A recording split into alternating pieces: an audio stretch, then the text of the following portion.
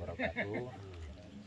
Saya mewakili KSU Bina Desa akan menyampaikan tentang perjalanan awal sampai akhir KSU Bina Desa yang bermitra dengan PT Tribahtera Serikandi. Kami dari Koperasi Bina Desa yang didukung oleh pemerintah Desa Sidomakmur pada tahun 2006 ini mewacanakan membuat koperasi yang bernama KSU Bina Desa dengan tujuan untuk merubah areal TSM 1 ini yang masih hutan belantara untuk dijadikan lahan produktif yang akan bekerja sama dengan PT SN saat itu. Seiring dengan perjalanan waktu, KSU Bina Desa ini sudah keluar badan hukumnya, sehingga kita bisa untuk bermediasi dengan Bapak Dr. Andus Ignatius Sagu pada saat itu yang masih hanya sebatas PT Sagu Nauli. Dan di tahun 2007 awal proses perjalanan mediasi ini berjalan dengan baik sehingga permohonan dari Koperasi dan Bina Desa untuk membangun kebun lahan TSM ini disetujui dan ditindaklanjuti di kantor Medan. Salah satu tujuan adanya mitra ini adalah bahwasanya kami ingin meningkatkan taraf hidup masyarakat di Desa Sidomakmur khususnya untuk lebih baik ya, agar ke depan generasi penduduk Desa Sidomakmur ini bisa mendapatkan pendidikan yang lebih tinggi yang didukung dengan ekonomi yang baik. Dulu 82 sampai sini kondisi di sini kayak mana Bapak Ibu? Kondisi sini itu dulu waktu aku masuk sini itu masih sungsang sare, nggak betul, lantaran ekonomi pun kekurangan, cari makan, cari sore pagi dimakan, cari pagi sore dimakan, selanjutnya udah kalau nggak cari nggak ada makanan. Kalau tidak ada kerja ya, agak susah makan lah Pak ya Bu. Jadi sebelum ada kita kebun sawit yang dibuka PT TBS ini Bu, yang bermitra dengan PT TBS, Bapak Ibu sehari-hari kegiatannya apa Bu? Pak? Kegiatannya tani, yaitu tanam jagung, pari, kacang, segala-galanya Pak. Ya ubi biar kita dapat bisa makan gitulah Pak. Langsir kayu. Ya entah nanti kalau ada langsiran ya langsir, cari uang bikin beli-beli apalah keperluan dapur. Keperluan dapur. Ya. Cukup Pak dengan beroperasi bercocok tanam dengan yang Bapak bilang tadi untuk mencukupi kebutuhan sehari-hari Bapak dan Ibu. Ya bagaimana lagi kalau nggak dicukup-cukupkan ya bagaimana? Jadi ya dapat 5.000 ya itulah yang dimakan seanak cucu itu. Masuknya tahun dari Jawa ya, dari Jawa, dari Boyolali, Jawa Tengah. Masuknya ke sini tahun migrasi. Masuknya tahun 1880.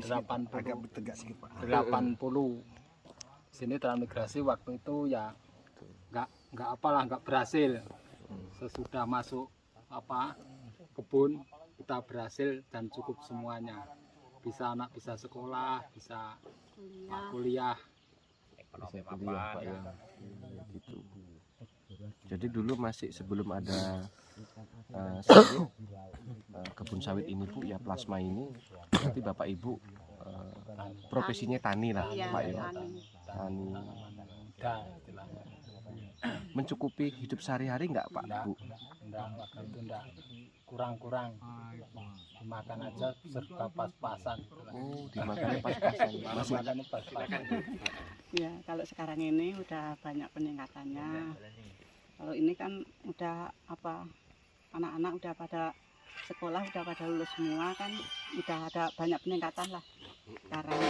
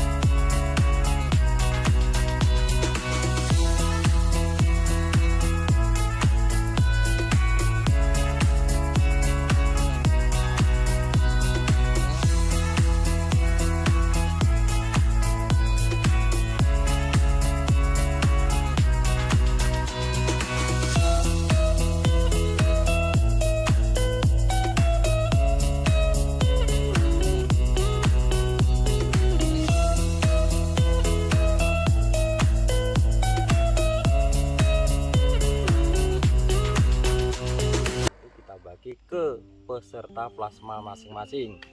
Ya, saat itu angkanya bervariasi tergantung dengan jumlah produksi, juga dengan harga dari dinas perkebunan, berkisar antara 1 juta sampai 1.800.000. Kemudian kita berlanjut bahwasanya program kita ini sudah menuai hasil yang cukup signifikan di tahun 2018, tepatnya di bulan Agustus tahun 2018. Ya, segala biaya-biaya kebun ini sudah selesai, ya, sehingga kita bisa menerima hasil plasma TSM sebesar 100%. Ya, saat itu termasuk angka yang fantastis di tahun 2018, yaitu kita memperoleh SHP sebesar 9 juta rupiah per bulan saat itu. Kemudian sampai sekarang, ya, mudah-mudahan dengan baiknya perawatan di kebun, dengan perbaikan di sana sini, kemudian dengan didukung oleh harga dari Dinas Perkebunan Sumatera Utara, ini cukup menjanjikan, ya, sehingga di tahun 2021 ini, ya, kita bisa dikatakan untuk per bulan, ya, rata-rata 9 sampai 12 juta. Ya, mudah-mudahan hal ini harapan kami pengurus dan anggota. Oke. Saya dari perwakilan PT Tribatra Srikandi. Selama ini saya memang kebetulan termasuk yang membangun koperasi Bina Desa, ya Pak, ya. Jadi saya sangat berterima kasih kepada masyarakatnya, terutama telah memberi kepercayaan pada kami sebagai Bapak angkat untuk mengelola plasma di Bina Desa ini? Indonesia itu terkenal Pak dengan negara yang paling luas untuk kelapa sawit dan negara nomor 1 pengekspor minyak CPO di dunia. Tetapi secara kualitas kita masih di bawah negara tetangga kita yaitu Malaysia, karena mereka sudah bisa menyentuh di angka 8 ton CPO per hektar per tahun, sementara kita Indonesia baru di antara 4 sampai 6 ton CPO per hektar per tahun. Jadi inilah yang menjadikan kami pelecut semangat kami untuk bisa meningkatkan lagi kualitas, bukan hanya kuantitas. Jadi ini mudah-mudahan kami kedepannya lebih bisa berkreasi, berinovasi lagi, dan kepada bapak-bapak pengurus sekaligus atasan kami, jangan bosan-bosannya untuk membimbing kami supaya lebih baik ke depannya dengan tujuan mensejahterakan ekonomi masyarakat setempat. Dengan adanya kebun plasma dari mulai tanam sampai sekarang, apa yang Bapak Ibu rasakan untuk dari segi ekonomi dulu Pak? Ya, kalau sekarang ya kita pun terima kasih Nanti sudah gabung ada sama lebihnya PT ini, kita ya sudah bisa makan lah, entah nanti yang sedikit dimakan, yang sedikit disimpan untuk ragat besok kalau kita sudah nggak ada kan, Anak cucu. ya anak cucu itulah.